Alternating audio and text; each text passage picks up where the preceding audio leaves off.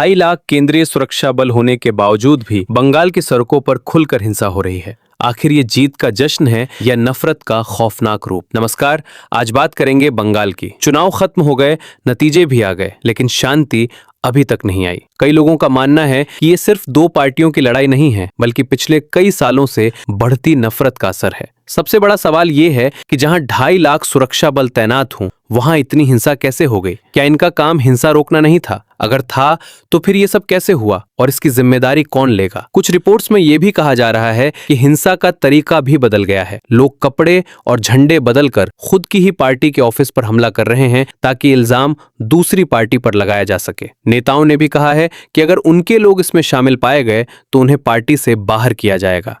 कहा गया था कि इस बार चुनाव में किसी की जान नहीं गई, लेकिन कुछ ही समय में कई लोगों की हत्या की खबरें सामने आने लगीं। चाहे किसी भी पार्टी के लोग हों, जान तो इंसान की ही जा रही है। कहीं पुरानी दुश्मनी तो कहीं राजनीति की वजह से लोग मारे जा रहे हैं। आजकल बुलडोजर सिर्फ एक मशीन नहीं रहा, बल्कि डर का प्रतीक बन गया है। कोर्ट ने साफ कहा है कि बिना नोटिस और कानूनी प्रक्रिया के किसी का घर नहीं तोड़ा जा सकता, लेकिन फिर भी लोगों को कानून का डर कम ही दिख रहा है। सबसे दुख की बात यह है कि कई लोग घर में बैठकर सोशल मीडिया पर इस हिंसा को सही ठहराते हैं। अपने बच्चों को तो सुरक्षित रखते हैं, लेकिन गरीबों के बच्चों को इस आग में झोंक देते हैं। तो सवाल यही है, अगर ये जीत सच में जनता की है, तो जश्न में इतनी हिंसा क्यों? क्या यह खुशी है या अंदर कहीं डर छिपा हुआ है?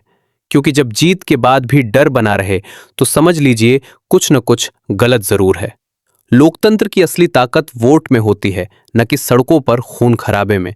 आज जरूरत है कि हम खुद से ये सवाल पूछें, क्या हम एक ऐसे समाज की तरफ बढ़ रहे हैं जहां जीत के बाद भी लोग सुरक्षित नहीं हैं?